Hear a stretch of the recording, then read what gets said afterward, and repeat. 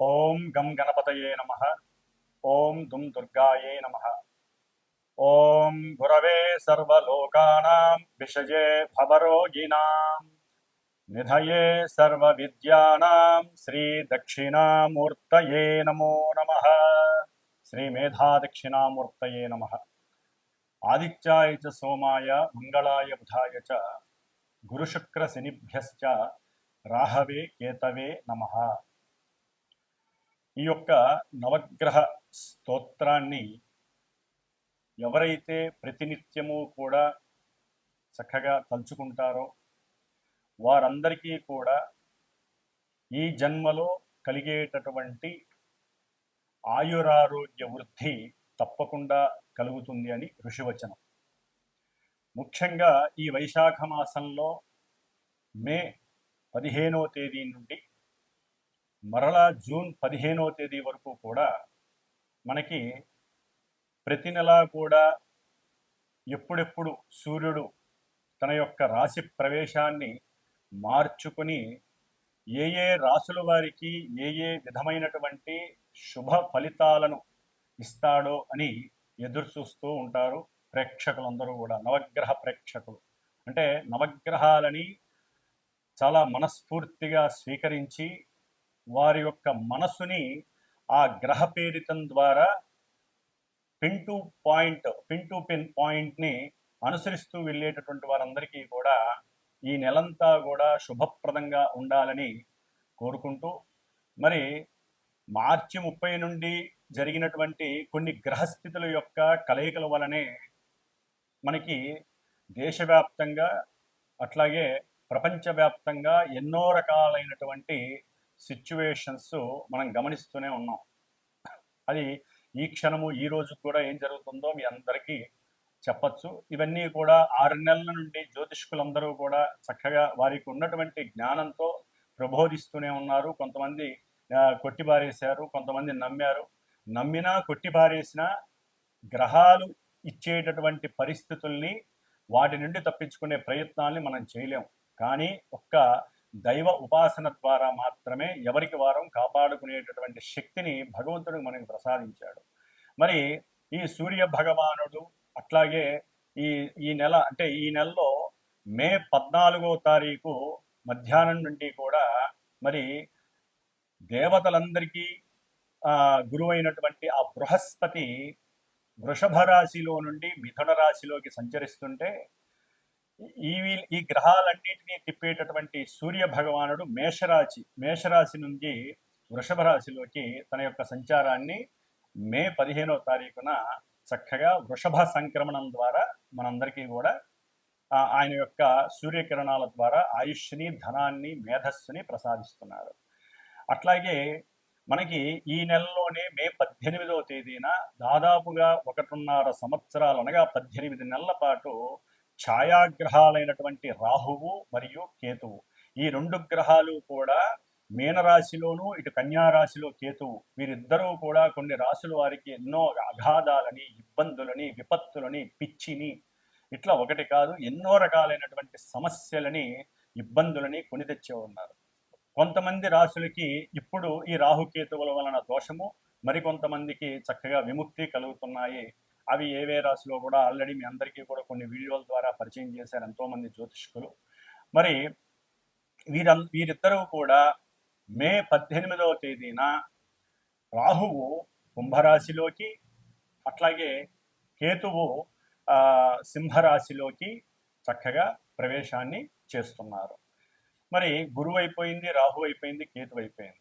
అసలు సిసలైనటువంటి గ్రహము, చాలా కోపావేశము, భూమిపుత్రుడు, ప్రతి మనిషికి ఏదైతే ఉండకూడదో కోపము, ఆవేశము, ఇవన్నీ ఏవైతే ఉండకూడదో అవన్నీ ఉన్నటువంటి పుష్కలంగా ఉన్నటువంటి గ్రహం మంగళుడు, అట్లాగే కుజుడు, అంగారకుడు అంటారు. ఈయన జూన్ 6వ తేదీన అయిపోయి 7వ తేదీన నీచస్థితి అయినటువంటి కర్కాటక రాశిలో నుంచి చక్కగా సింహరాశి మిత్రక్షేత్రమైనటువంటి అగ్నితత్వపు రాశి అయినటువంటి మిత్రక్షేత్రంలోకి అడుగు పెడుతున్నాడు. ఎవరితో ఉంటాడు ఆయన?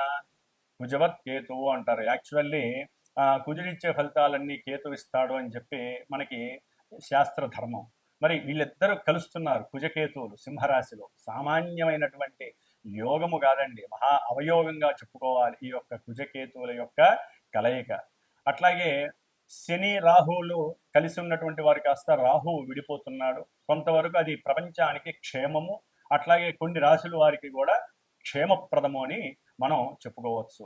కాబట్టి ఈ కుజుడు జూన్ 7వ తేదీన కేతువుతో కలిసి సింహరాశిలోకి వచ్చినప్పుడు కొన్ని రాశుల వారికి, ముఖ్యంగా మేషము, వృశ్చికము లగ్నముగా ఉన్న వాళ్ళకి, రాశులుగా ఉన్నటువంటి వారికి, అట్లాగే ఎవరికైనా సరే కుజుడు యొక్క నక్షత్రాలైనటువంటి మృగశిర, చిత్త, ధనిష్ట ఈ నక్షత్రాధిపతి అయినటువంటి మరి అధిపతి కుజుడు కాబట్టి ఈ కుజుడు కేతువు కలిసినటువంటి ప్రభావం వారి మీద ఉంటుంది. అట్లాగే ఎవరికైతే వారి యొక్క జన్మజాతకంలో కుజ మహర్దశ కానీ కుజ అంతర్దశ కానీ నడుస్తుందో వారికి కూడా కొన్ని అవాంతరాలు, ఇబ్బందులు కలగడానికి అవకాశాలు పుష్కలంగా ఉన్నాయి. కాబట్టి వీళ్ళందరూ కూడా తప్పనిసరిగా సర్పగ్రహ దోష నివృత్తి కోసము, అంటే కుజుడు కేతువు అటు రాహుకేతువులకి కుజుడికి అస్సలు పడదు కాబట్టి కంపల్సరీ ఇంకా ఎన్నో రకాలైనటువంటి ప్రమాదాలకి దారి తీసేటటువంటి అవకాశం ఉంది. ప్రపంచ క్షోభం కూడా కలగడానికి అవకాశం ఉంది. ముఖ్యంగా రాజకీయ నాయకులు అట్లాగే దేశాధ్యక్షులకి ఇది ఒక గండంగా కూడా మనం భావించాలి. అయితే మన దేశంలో ముఖ్యంగా కర్మభూమి, యజ్ఞభూమి కాబట్టి ఈ యొక్క రాహుకేతువులు కుజుడు యొక్క ఈ మిశ్రమ ఫలితం, అంటే వీళ్ళందరూ కలిసినటువంటి సంయోగ ఫలితము ఎదిరించడానికి ఒక్క సుబ్రహ్మణ్యేశ్వర స్వామి ఒక్కడే మహానుభావుడు. ఆయన్ని మనం ఆరాధించటం, ఆయన హోమాలు ఎంత చేసుకుంటే అంత మంచిదండి. దాదాపుగా జూన్ 7వ తేదీ నుండి జూలై 29వ తేదీ వరకు దాదాపుగా ఈ కుజకేతువులు కలిసి ఉంటారు. ఈ మధ్యకాలంలో చాలా ఇబ్బందికరమైనటువంటి పరిస్థితులు ఉంటాయి. అట్లాగే జూన్ 17వ తేదీ నుండి జూన్ 30వ తేదీ వరకు కూడా ఈ రాహువు కేతువు మధ్యలో దాదాపుగా గ్రహాలన్నీ ఉంటాయి. అంటే చంద్రుడితో పాటుగా మిగతా సప్తగ్రహాలు ఉంటాయి కాబట్టి ఇది కాలసర్ప యోగ దోషము అంటారు. కాబట్టి ఏది జరిగినా ఇబ్బందులు కానీ, అవాంతరాలు కానీ, అగాధాలు కానీ ఈ మధ్యలోనే జరుగుతాయి ప్రపంచానికి మొత్తానికి కూడా. కాబట్టి అవన్నీ ఆపటానికి అందరం కూడా తప్పనిసరిగా ఎవరికి అవకాశం ఉన్నవారు వారి సొంత జాతకరీత్యా కానివ్వండి, ప్రపంచ క్షేమం, దేశక్షేమం కోసం ఆ సుబ్రహ్మణ్యేశ్వర స్వామి ఆరాధనలు, పూజలు, హోమాలు చేయటం ద్వారా వాళ్ళు శాంతించి, కుజరాహుకేతువులు శాంతించి దేశం సుభిక్షంగా ఉంటుంది. ఈ యొక్క కొట్లాటలు కానీ, యుద్ధాలు కానీ, ఈ భయ ప్రకంపనాలు కానీ ఇవన్నీ కూడా తగ్గిపోతాయి. ఎన్నో అగ్ని ప్రమాదాలు జరగడానికి అవకాశం ఉంది. ఎన్నో రకాలైనటువంటి రాజదండనలు, అంటే రాజకీయ పరంగా ఎన్నో ఇబ్బందులు ఎదురే అవకాశాలు ఉంటాయి. ఇవన్నీ కూడా మనం దరిమిలా పక్కకి తోసేయడానికి అవకాశం ఉంటుంది. కాబట్టి ఈ యొక్క వృషభ సంక్రమణానికి మేషరాశి నుంచి మరి వృషభంలో రవి, అట్లాగే మిథునంలో గురుడు, అట్లాగే మనకి సింహరాశిలో కుజకేతువులు, కుంభంలో రాహువు, అట్లాగే ఈ బుధుడు శని యొక్క సంయోగం నుంచి ఎప్పుడో 7వ తారీఖే బయటకు వచ్చేసాడు. మే 7వ తారీఖునే. శుక్రుడు కూడా ఇప్పుడు దాదాపుగా మే 31 అంటే మే 31వ తేదీన శని నుంచి విడి మేషరాశిలోకి వస్తున్నాడు.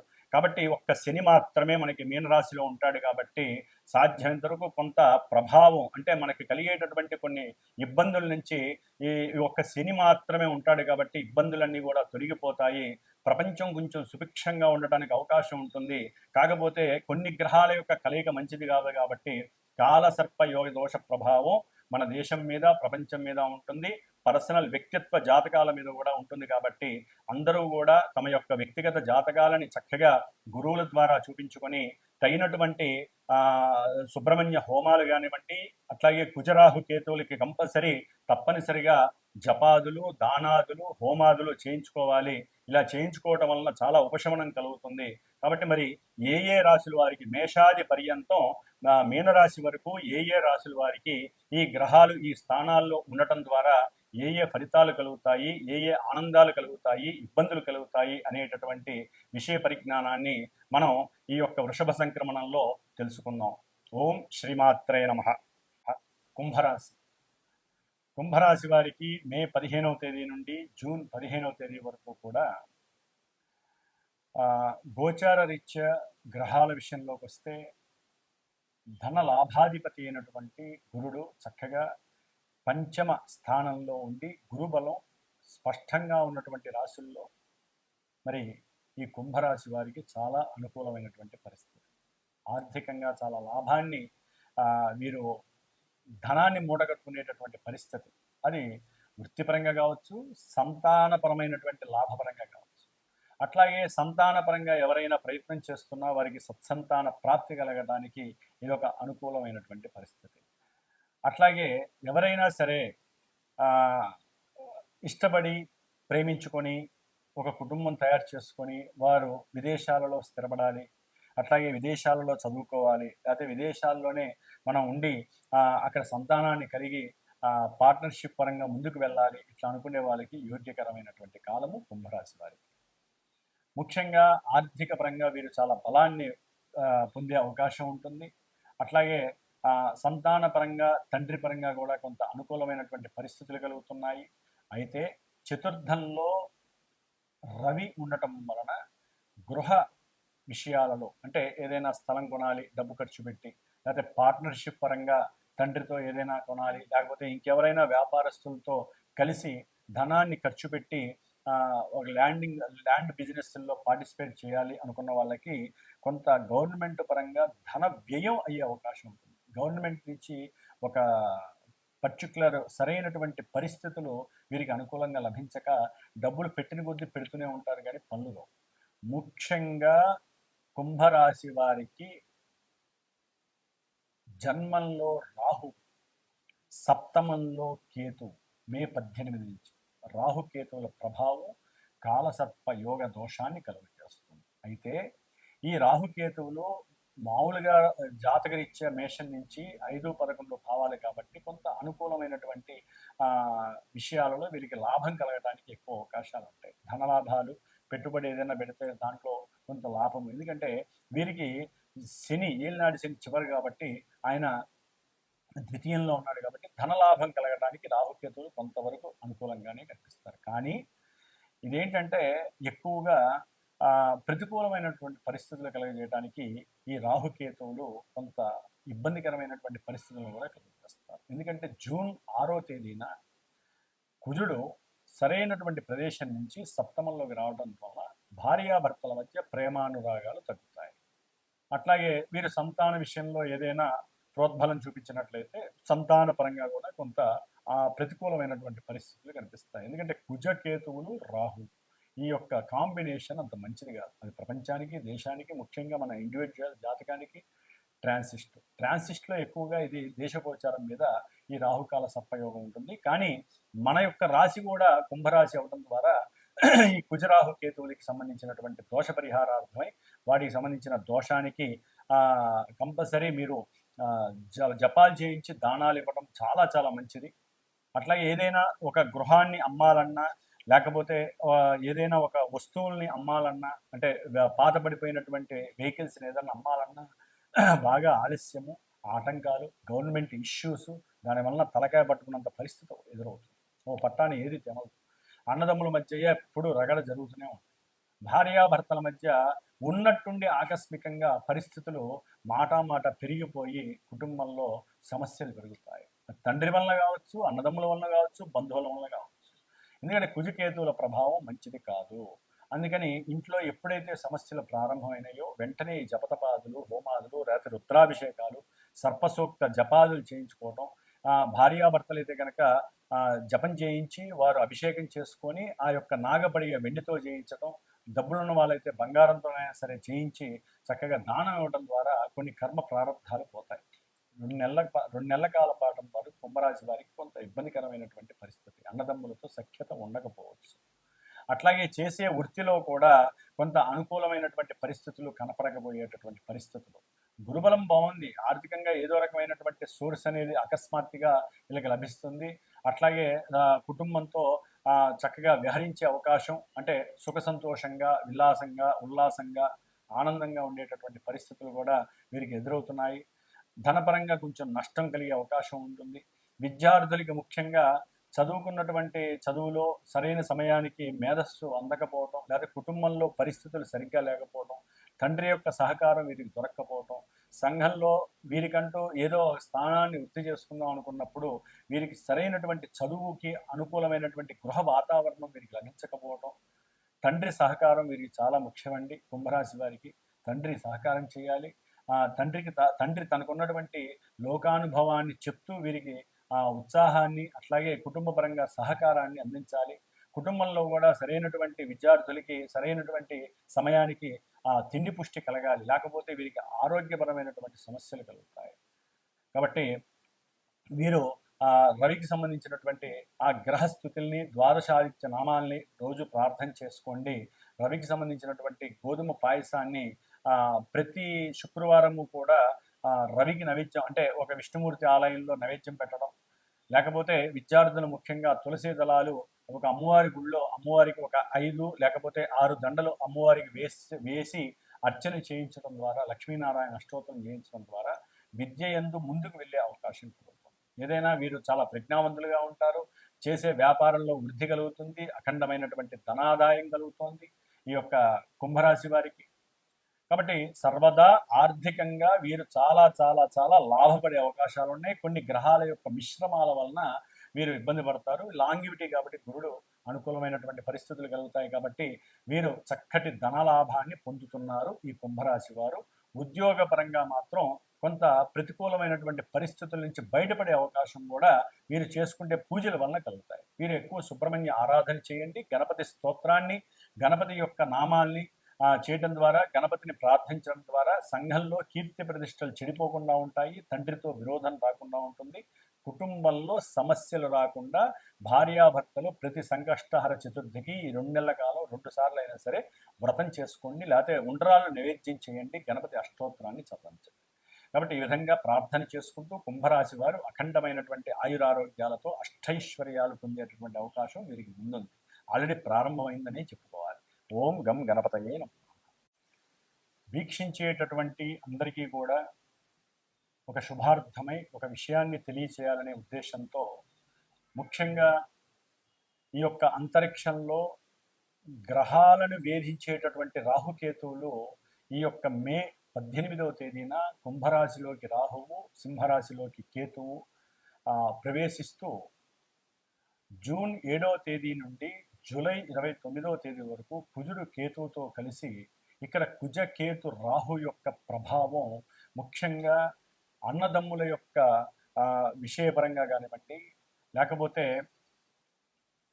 కొంతమంది రాసుల వారికి వారి యొక్క భావాల రీత్యా సంతానం మీద, ముఖ్యంగా ఈ యొక్క కుజకేతు రాహు యొక్క ప్రభావం సత్సంతానం మీద, కోపావేశాలు ఎక్కువగా ఉన్నటువంటి వారి గురించి, అట్లాగే సంతాన ప్రాప్తి గురించి, ఉద్యోగ విషయం, లేకపోతే రియల్ ఎస్టేట్స్కి సంబంధించిన వాళ్ళకి, లేకపోతే మిలిటరీ పోలీస్ వ్యవస్థల్లో పనిచేసేటటువంటి ఎవరైనా సరే ఉద్యోగస్తులకు కానివ్వండి, అట్లాగే క్షురకర్మలు అంటే ఎవరైతే ఈ బ్యూటీషియన్స్, మెన్స్ ఫర్ సెలూన్ అని ఉంటాయి వారికి కానివ్వండి, అట్లాగే శస్త్రచికిత్సలు చేసేటటువంటి డాక్టర్లకు సంబంధించి, అన్నదమ్ముల సమస్యలు ఉన్నటువంటి వారు, పిత్రార్జితం మాత్రార్జితం ఉన్నటువంటి వారికి, ముఖ్యంగా జాతకంలో కూడా కాలసర్ప యోగ దోషం, వివాహం కానటువంటి యువతీ యువకులు ఎవరికైనా సరే సౌభాగ్య దోషం ఉన్నటువంటి వారికి, ఈ కుజుడి వలన ఎవరైతే ఇబ్బందులు పడుతున్నారో వివాహం కానటువంటి వారు కానివ్వండి, అట్లాగే ఉగ్రంతో ఎప్పుడూ కోపము ఆవేశంతో ఉన్నటువంటి వారు, కొట్లాటికి దిగేటటువంటి వారు, వీరందరికీ కూడా కొంచెం ఇబ్బందికరమైనటువంటి పరిస్థితులు కలుగుతున్నాయి. కాబట్టి ఈ కుజరాహు కేతువుల యొక్క సమన్వయం గురించి ఈ 41 రోజులు శ్రీమాతా జ్యోతిషాలయ పీఠం, మా యొక్క పీఠంలో ఈ యొక్క కుజరాహు కేతువులకి జపం ఆచరిస్తూ నిత్యము కూడా 6 సార్లు సర్పసూక్త జపాన్ని ఆచరిస్తూ వీరి యొక్క ఉపశమనార్థమై ఈ 41 రోజుల్లో తమిళనాడులో ఉన్నటువంటి 6 క్షేత్రాలు, సుబ్రహ్మణ్య క్షేత్రాలు దర్శనం చేసుకొని ఎవరైతే గోత్రనామాదులు ఇచ్చి వారి యొక్క పేరు నమోదు చేసుకుంటారో వారందరి పేర్ల మీద ఆ యొక్క క్షేత్రాలకు వెళ్ళినప్పుడు ఈ గ్రహాలకి సంబంధించి జపము, అట్లాగే సర్పసూక్త జపాన్ని ఆచరించి చివరిలో ఇక్కడ సుబ్రహ్మణ్య పాశుపత హోమాన్ని, నవగ్రహ హోమంతో పాటుగా సుబ్రహ్మణ్య పాశుపత హోమం అనేటటువంటిది ఏర్పాటు చేసి ఆ యొక్క భస్మాన్ని, ఆ యొక్క కంకణాలు ఏదైతే వెళ్ళొస్తామో ఆ 6 క్షేత్రాల్లో